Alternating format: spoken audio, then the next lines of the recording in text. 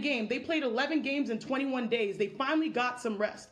Are we thinking about the potential rest that could benefit her finishing the WNBA season strong? Are we thinking about a potential debut in LA in 4 years when she has built that chemistry, has played in all the qualifying tournaments, has built up the equity within the WNBA and the international Olympic body? Like, you have to think about those types of things too, to me, that really would help set the game for longevity, not just the moment that we all want to see.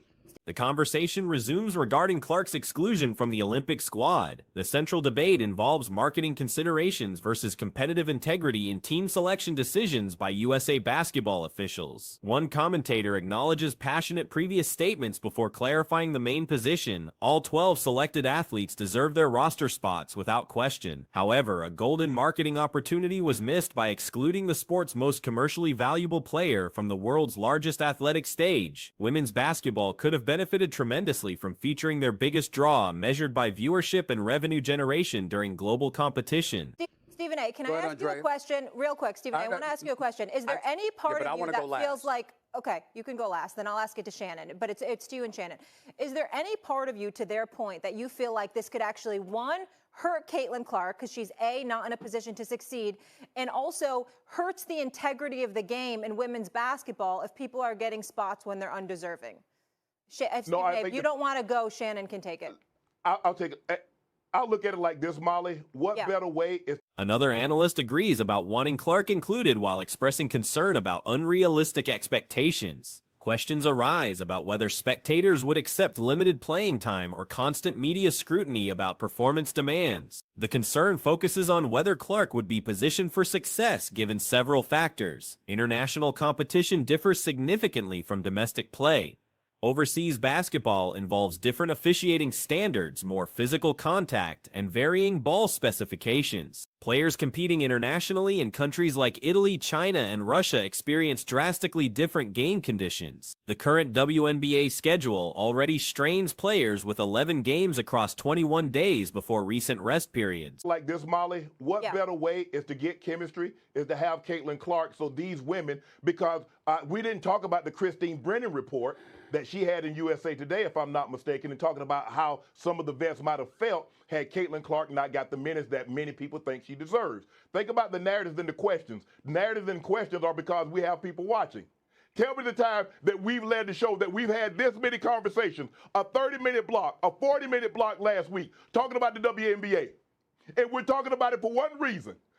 Strategic considerations suggest waiting for the Los Angeles Olympics in 4 years might benefit Clark's international debut. By then, she would have developed chemistry with teammates, participated in qualifying tournaments, and established stronger relationships within Olympic basketball organizations. This approach prioritizes long-term development over immediate marketing gains. A question emerges about potential negative consequences. Could Olympic inclusion actually harm Clark by placing her in unsuccessful situations while undermining women's basketball integrity through undeserved selections? Let's not pretend ourselves. Let's not kid ourselves, guys. We want the integrity of the game, but if you want it to grow, you better have your most marketable players. That's why the first person when 1992, Stephen A., the very first person they reached out to was who?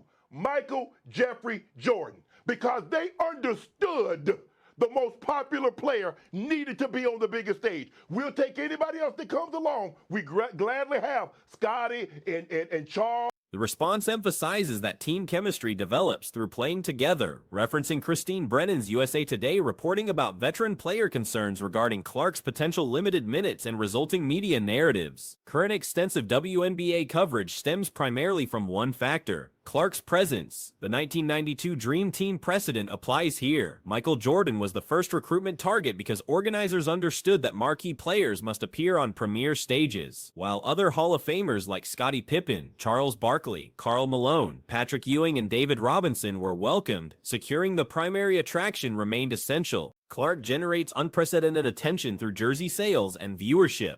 Including her would demonstrate that she's approachable and team-oriented rather than believing marketing success makes her superior to teammates. Building relationships and acceptance becomes easier through shared experiences. Alternative team-building opportunities exist through World Cup competition, Pan American Games, and qualifying tournaments. The All-Star Game provides ideal chemistry-building environments, fun, relaxed settings for relationship development rather than high-pressure Olympic competition. Historical Olympic success speaks for itself. Team USA dominated previous competitions with packed arenas because established players created memorable moments. Rather than boycotting Olympic coverage, viewers should appreciate other athletes' capabilities and observe future Olympic leaders who will eventually play alongside Clark. Clark has competed continuously since November, making rest potentially valuable. Injury risks could prevent completing the current WNBA season. Rapid game expansion shouldn't be prioritized over sustainable growth. Television revenue from Olympic broadcasts doesn't necessarily translate to increased WNBA viewership. Clark's presence in domestic competition, combined with rest and strong season finishes, might benefit long-term growth more than Olympic participation. A journalism industry colleague described the exclusion as tragic, arguing that missing the broader perspective creates problems. This isn't about compromising individual integrity, but understanding historical patterns and acknowledging reality rather than idealistic wishes. Isaiah Thomas's Dream Team exclusion provides relevant precedent. A two-time champion and collegiate national champion among basketball's greatest players was omitted from the original roster. John Stockton's inclusion over Thomas represented highway robbery and remains one of Olympic competition's biggest injustices. This occurred because certain players opposed Thomas's participation, yet accommodation was made for Michael Jordan's preferences. Previous WNBA promotion criticism has been noted, but limited coverage resulted from insufficient public interest, viewership numbers, and headline generation. The sport lacked compelling narratives until Clark emerged. Now that someone generates global attention and could alleviate long-standing concerns about salary limitations, $250,000 maximum, viewership deficits, and media coverage gaps, decision-makers choose altruistic approaches emphasizing competitive sanctity over practical benefit. Victory margins remain substantial regardless of roster composition. Winning by 30 points with or without Clark produces identical results. Business considerations should drive decisions benefiting the entire sport rather than purely competitive factors. However, recent Olympic performance shows closer competition than expected. Previous games were decided by single digits rather than blowouts, suggesting team selection committees prioritize medal security and long-term planning over marketing consideration. Officials may envision Clark's optimal Olympic debut occurring when she possesses greater strength, physicality, and team chemistry. Her superstardom at peak readiness could generate more sustainable growth than premature inclusion. The committee assembled what they considered the strongest possible team. Women's basketball attracts fans seeking competitive purity rather than entertainment value. Typically, NBA athletes keep their compliments within their own sphere, perhaps a social media share or brief comment before returning to their own business. Pascal Siakam shattered this convention during a live broadcast. When asked the simplest possible question about which players receive the most admiration currently, Siakam bypassed numerous NBA candidates and delivered shocking praise. Honestly, it's Caitlin Clark. The adoration surrounding her is incredible. She's exceptional, and supporters absolutely love her. While acknowledging his teammate Tyrese Halliburton, Siakam declared Clark operates on another level regarding fan devotion. Rather than comparing her against other WNBA rookies, he measured her against Halliburton, his all-star point guard teammate, yet still awarded her top recognition. This wasn't charitable gesture, but acknowledgement of reality. Clark demolished the previously impenetrable barrier separating the two leagues, and Siakam officially recognized her achievement. Obi Toppin rarely provides quotable sound bites. His communication style emphasizes action over articulation, making his reaction particularly significant.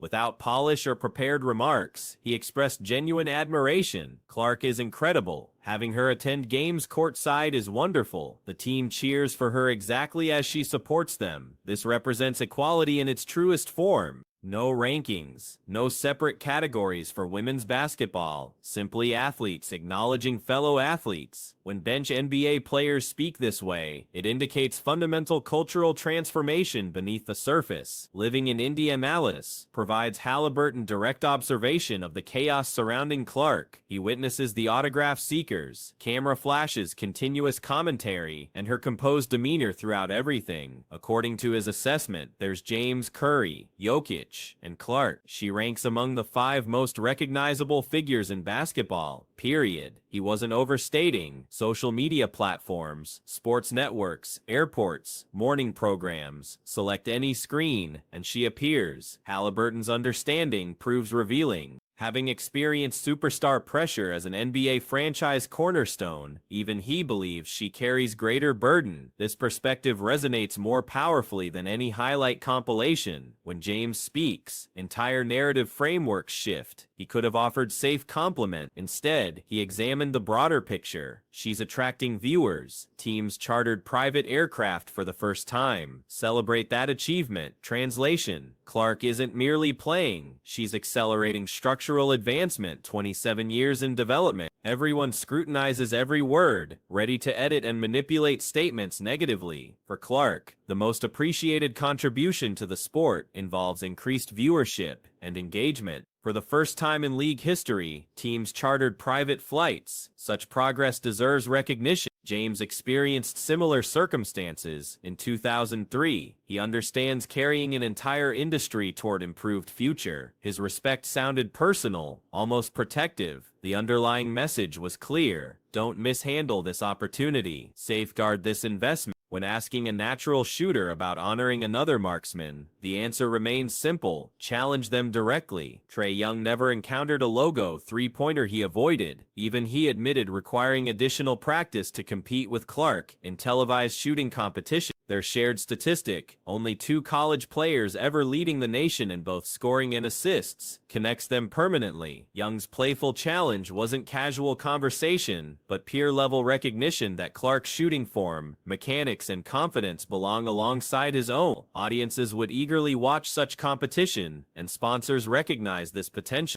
George represents the uncommon star capable of broader perspective without academic pretense. His analysis cut through highlight excitement. Veteran spent years developing skills in empty facilities. Suddenly, a rookie arrives and becomes the face. Some individuals will harbor resentment about that reality. He wasn't endorsing aggressive play, but explaining the human reaction inherent in rapid transformation. Within 3 sentences, he honored Clark's meteoric ascent while empathizing with pioneers who established the foundation she now builds upon. This complexity explains why his comments resonated across podcasts throughout an entire news cycle. When a reporter presented Doncic with an easy question about his favorite women's player, his response was immediate and definitive. For someone whose own transition from European prodigy to NBA superstar rewrote trajectory expectations, that directness meant everything. He evaluated her using the most demanding criteria: current professional impact, and she excelled completely. Curry observed the physical punishment. He analyzed her technique meticulously. Then he abandoned diplomatic approach entirely. The frustration of watching Clark endure attacks has become unbearable. Without league protection, the situation will deteriorate rapidly. This direct statement from someone who fundamentally altered basketball mathematics served as both warning and declaration. He followed with technical breakdown, identical release timing, unlimited range, matching showmanship. Then came the decisive assessment: she's the complete package. Curry's endorsement carries weight beyond casual praise. His approval transformed Thompson into legend and Poole into millionaire. Declaring Clark a kindred spirit constitutes nothing less than legacy recognition. Momentum shifted when Tatum dismissed the WNBA question with a brief response: Aja Wilson. While respecting Wilson's excellence, Tatum's refusal even to mention Clark's name appeared deliberate. Similar energy emerged when Durant, asked about his favorite female athlete, answered Angel Reese immediately. Reese possesses talent certainly, but considering Clark's record-breaking season, Durant's selection resembled calculated dismissal. 2 prominent voices declining to acknowledge her reinforced the tension. George predicted, not everyone embraces the new hierarchy. This ironically emphasizes Clark's disruptive influence more than any positive statement. Stepping away from commentary chaos reveals stunning statistic. Games relocated to NBA venues still achieved sellouts. Television ratings increased 400% above previous seasons. Merchandise moved so rapidly Nike couldn't maintain Iowa Gold inventory. Charter flights approved mid-season because having a generational athlete wait in airport security lines seemed absurd for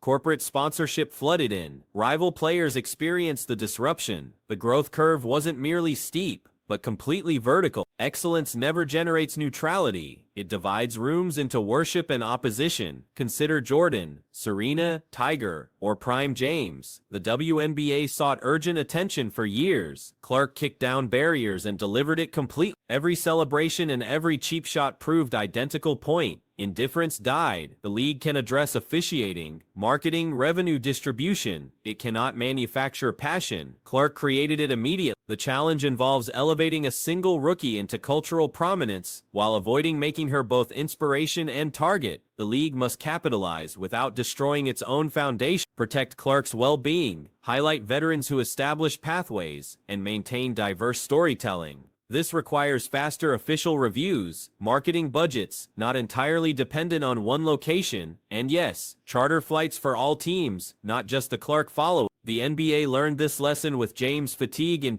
The W can study that experience in real time. Curry's comparisons flatter, but Clark's potential isn't becoming the women's Curry. It's becoming the first Caitlin Clark, combining Curry's shooting influence, Magic's assist creativity, and Mahomes' cultural impact. Such chemistry cannot be borrowed, but must be developed under harsher scrutiny than predecessors faced. NBA stars recognize this reality. Some celebrate, others resist, but nobody ignores it. That represents evolution in athletic footwear. Pascal acknowledged the admiration, Obi experienced the excitement, Tyrese witnessed the person behind the phenomenon, James recognized the transformation, Trey offered competition, Doncic validated the accomplishments, Curry established boundaries clearly, Tatum stepped aside while Durant provided alternative programming, reminding everyone that revolutions include resistance. Combining everything reveals one undeniable truth. Clark isn't simply participating in the W. She's repositioning its fundamental center of gravity. The quiet period ended. Pressure intensifies. The league's future now revolves around a 23-year-old with lightning-quick release mechanics. The request was for ignition. The result became an inferno so brilliant, even the NBA cannot ignore it.